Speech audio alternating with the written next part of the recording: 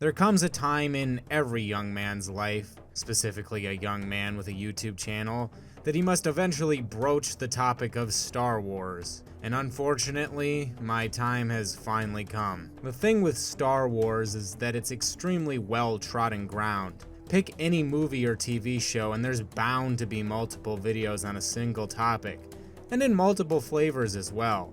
Why it's bad, why it's good, why it's okay, why you should be sad, why you should be glad, and so on and so forth. However, it appears I have stumbled across a topic that doesn't seem like it's been covered very much at all. Now, what I'm talking about here is not the debate on whether or not Star Wars is a science fiction or a fantasy, which if you search Star Wars lack of fantasy elements or any variation thereof is all you're gonna get.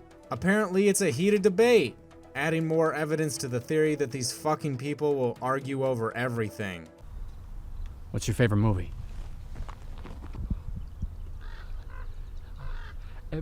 Empire Strikes Back? Gee, if only we had a genre that combined elements from both of these things.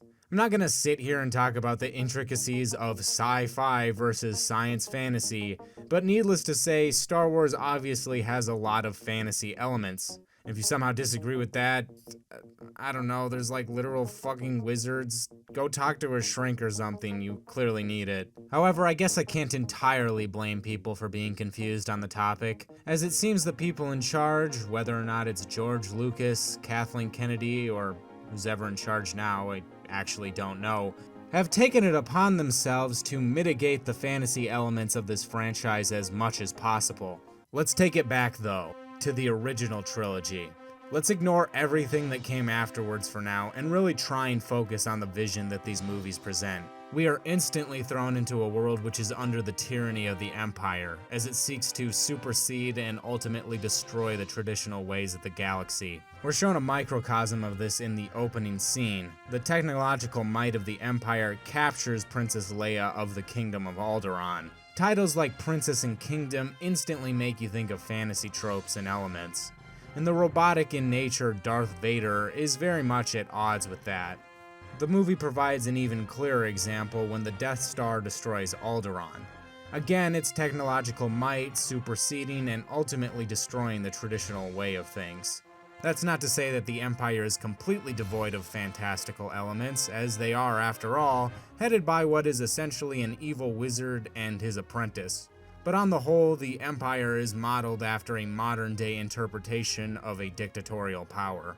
The original trilogy doesn't spare a lot of information about what it was like before the Empire, in what sounds like seemingly more fantastical times. We get bits and pieces throughout the trilogy, but they explain the most in A New Hope. With Obi-Wan's tales of the past, we are presented with the image of knights and gallantry, and not to mention magic with the whole concept of the Force. So if you only ever watched the original trilogy, you would essentially be left with the takeaway that before the rise of the Empire, it was a time of knights, kingdoms, the Force, aka magic, and just general fantasy tropes. With the Jedi, whose full title is, after all, Jedi Knights, serving as the peacekeepers of this time period. What we are viewing now in the original trilogy is a time after most of these things have been stamped out, and what's left of it is hanging on by a thread. This is all just to say that a lack of fantasy elements in the original movies makes sense for that story. And let's not forget we're presented a pretty small view of the galaxy, and one that entirely pertains to the conflict of Rebels versus Empire. It's entirely plausible that there are still plenty of more traditional kingdoms and such out there. We're just not privy to it. Alright, let's fast forward to the prequels. Given this takes place before the rise of the Empire, and what Obi-Wan talked about, we would expect this trilogy to lean far harder into fantasy. What I'm doing here is telling you a joke that you already know the punchline to. The prequels did not lean into fantasy. All of the technology of this world seems to be on par with that of the original trilogy. Beyond that, we aren't really shown any more aspects that you would associate with traditional fantasy. There is the Kingdom of Naboo that's run by a queen, but the fact that it's a quote-unquote kingdom doesn't really matter much. Padme could be the president or prime minister of Naboo, and it really wouldn't change the proceedings at all.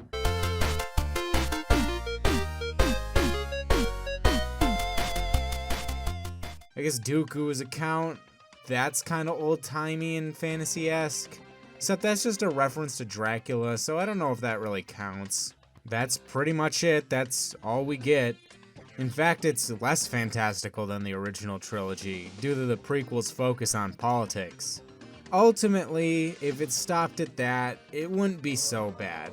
Sure, it'd be disappointing that they didn't use the opportunity to do something different, but just going along with the precedent set by the original trilogy, it's not that bad. It's certainly not offensive.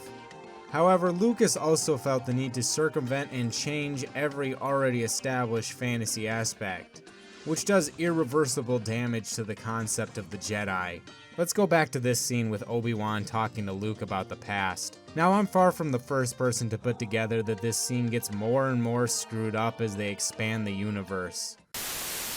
So all that really happened in this ending was that Anakin shows that he's really just a murderous, crazy person that needs to be in a mental hospital. If I were Obi-Wan, I definitely would not look back on Anakin with any kind of reverence or longing for the good old days. And he was a good friend.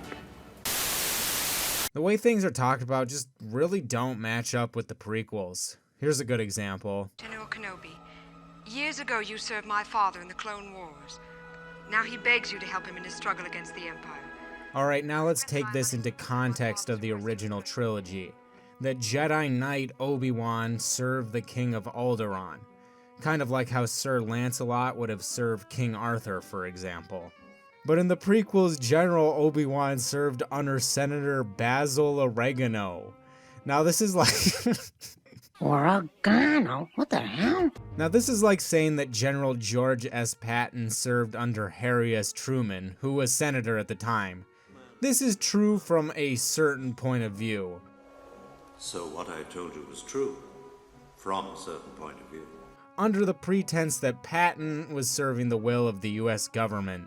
But he certainly wasn't taking orders directly from Truman, and it would be far more accurate to say that he was serving the president, much like Obi-Wan was ultimately serving Chancellor Palpatine. I guess the statement that Obi-Wan served Leia's father in the Clone Wars still ultimately rings true, but it's far more of a technicality, and it's certainly less cool and interesting than a knight serving a king. In fact, the Jedi as a whole are a lot less cool and interesting than Obi-Wan would have you believe, as they seemingly weren't knights at all, but rather a sect of monks.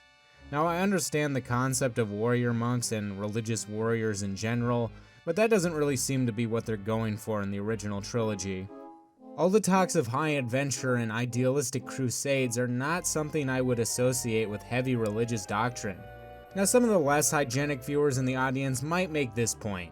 Well, religion is a fantasy. In fact, I put the Bible in the fantasy section as an epic own. I'm only gonna say this once. Shut up. I don't really understand the impetus behind essentially making them monks. Now, I get that the Force is referred to as a religion in the original trilogy, and there's a big focus on being Zen in order to use it properly. That being said, the Jedi have much more in common with wizards and sorcerers than they do with any kind of holy men. The prequels don't even do a good job with this new concept of the Jedi. When they're at the temple, they're peace-loving and Zen, but they're totally fine with joining a galactic war. Scratch that, they're fine with starting a galactic war. Again, I understand the concept of holy wars existing in real life, but the Clone Wars is far more political than any kind of religious crusade. I guess you could say the Sith are involved, so it technically counts. Moreover, I never really pegged the Jedi as a straight-up traditional religious organization. Plus, you should probably expand on the hypocritical nature of being a peace-loving individual who is one with the Force and decapitating people. Shit like that's okay when they're knights, maybe not so much in the current context we have. Another aspect of the prequels' view of the Jedi is the purge all emotion shit. I guess that was a thing in Return of the Jedi when Luke became more zen in tandem with his Jedi ability increasing. Lucas really extrapolated way too much from that though. I kinda interpreted that as Luke trying his best to maintain his cool in what is a pretty desperate situation. Trying his best not to give into pressure, and with more training he could have a more relaxed demeanor. Not to mention, he literally does fail in maintaining his composure. I guess this concept is just the basis for all Jedi now, and they all have to be weird and emotionless, and they're not allowed to love or get married. Time to go back to this scene. I have something here for you. Your father wanted you to have this when you were old enough. Now notice he says his father wanted him to have this, not that he would have wanted him to have it. First of all, this implies Anakin was already aware of at least one of his children, which is a whole can of worms I'm not going to get into right now. But the further implication is that it was a common thing to hand down your lightsaber as a sort of memento to your offspring, negating the whole Jedi can't love or be married thing. What, is Obi-Wan just lying for no reason now? I get the necessity of the fib about Darth Vader being his father, and after all, what he told him was true, from a certain point of view. Maybe I'm looking way too much into this one line, but seriously, why would Obi-Wan imply that any kind of familial bonds are allowed in the Jedi Order? He could entirely omit the detail of his father wanting him to have it, and it really wouldn't change anything. Now it's just a lie for no reason. I guess Obi-Wan pretty much has to lie about everything in this scene, as it wouldn't be very enticing to tell this teenager that in order to become a Jedi, he has to be a weirdo monk that's never allowed to get his rocks off. This is all to say the Jedi aren't very fun or interesting in the prequels. They're sterile monks whose lives are foreign and weird. Their lack of emotion make them pretty hard to relate to. But sometimes they'll arbitrarily have emotion, like Obi-Wan will laugh or get pissed. It's like he can do those things and break his Zen state, but loving is off limits. I don't get it. Okay, I want to extrapolate on one more thing before we move on, but it's a big one, so strap in. Let's go back to when Obi-Wan is showing Luke his father's lightsaber. The line I want to focus on is the fact that he calls the lightsaber an elegant weapon for a more civilized age. But when we look at the prequels, blasters are as common as they are in the original trilogy. So is Obi-Wan just a Redditor who says he was born in the wrong generation or something? He's never known a world without blasters, so what the fuck is he talking about here? This also casts the Jedi as a bunch of idiots because this technology has been around for thousands of years apparently, and they've failed to take any advantage of it. Look, I get the lightsaber is cool and all, but if your enemy isn't right in front of you, it's basically useless as an offensive weapon. I get they can throw it or whatever, but at that point, why not also just have a gun? Luke still used his blaster when it wasn't advantageous to use a lightsaber, and don't tell me, well, Darth Vader didn't have a blaster. Not only was he always surrounded by other people with guns, he was powerful enough to just stop lasers with the Force. His lightsaber was little more than an ornament at this point. Moreover, I think this is a pretty big missed opportunity to have the prequels be very distinct. What if it was a time before blasters entirely? Hell, maybe even spaceships, and the way the Jedi got around was some ancient Force technique. Like maybe a bunch of Jedi would use the Force to power a Stargate or something. Now, I do think that would have made the prequels very distinct. However, I do understand the idea of leaning into full-blown fantasy might be a bit extreme. Although the prequels are so off the wall in other ways, I guess it wouldn't be that extreme, but I digress. Instead, maybe we could have seen a decaying Jedi Order post-Clone Wars who aren't getting with the times of furthering technology. Due to their honor, but as well as their hubris, they're wiped out in a sort of Last Samurai style. Here's a concept, they're called Jedi Knights, so why not have them in suits of armor? Maybe their armor was so good that earlier blasters couldn't penetrate it, but by the time of the prequel era, blaster tech has advanced to the point that it can destroy their armor. Or it could just be that they're so adept with the Force that they primarily fight with that, and the lightsaber only comes out when fighting other Force users. So after years of the Sith being defeated, the Jedi would be complacent and their combat prowess as well as their ability to use the Force would be diminished to the point that wiping them out would be easy. I understand the current iteration of the prequels kinda do that. Like, I think the Jedi are supposed to be complacent and that leads to their failure. But it's kind of muddled because their physical combat prowess hasn't diminished at all, and the blanket reason for their horrible decisions is that Palpatine is clouding all of their judgments. I'm getting off track here. Ultimately, I'm just trying to think of a way we can have our cake and eat it too. We could have all the cool sci-fi tech as well as the Jedi acting in their former glory, or at the very least trying to, with all the fantasy elements that entails. and ultimately being wiped out because of it. I don't know, maybe you disagree with my overall ideas, and that's fine, but regardless, I just want to get a point across that the total lack of fantasy elements in the prequels is a huge missed opportunity. Given the bits and pieces we can gather from the original trilogy, it seems like George did a complete 180 on these concepts. For some reason, he wanted the idea of the Force and the Jedi to be more grounded, and he just wrote it in on a whim. The greatest example of this, and probably the biggest slap in the face to anyone who liked the whimsical nature of the Force, are midi-chlorians. Probably one of the most bizarre concepts Lucas ever threw into the canon. I guess he wanted to ground the Force in science. The thing with scientific explanations is that they need to be as well thought out as possible. The midi-chlorian concept is as vague as the Force just being magic, so what's the point? This one scene in The Phantom Menace introducing it is as much explanation as we ever get.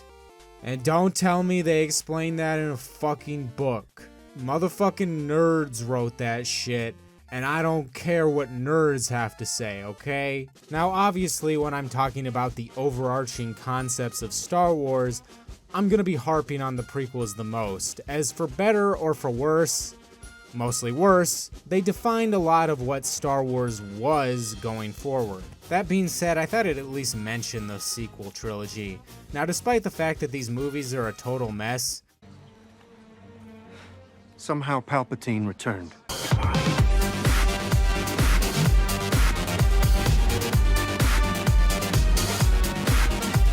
my biggest complaint is how frankly derivative they are.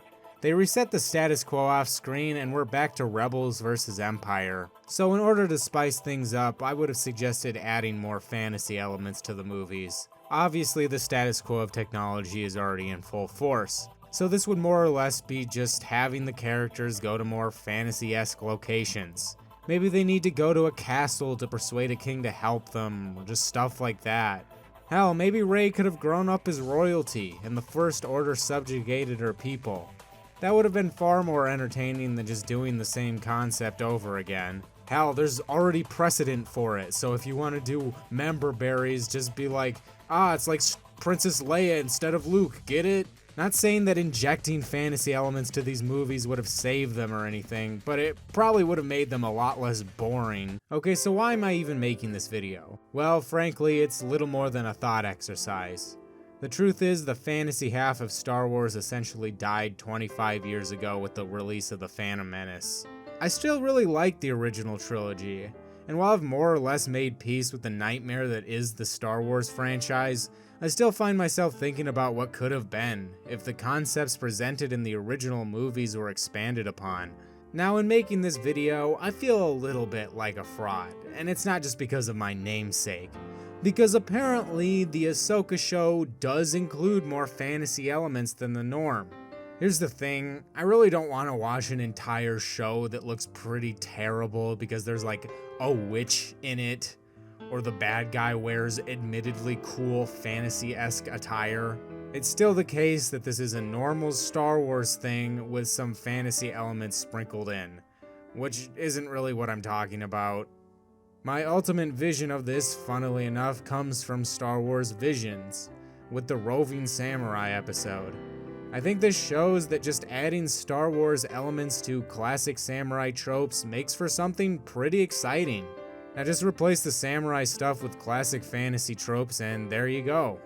Now, like I was saying earlier, this video is more or less just for fun, and I have no expectations that any of this shit will ever happen. But hey, we can hope, can't we? Hope that Star Wars will finally fucking die and this nightmare can end. You sold them. I sold them to the white slavers that take these things and okay, but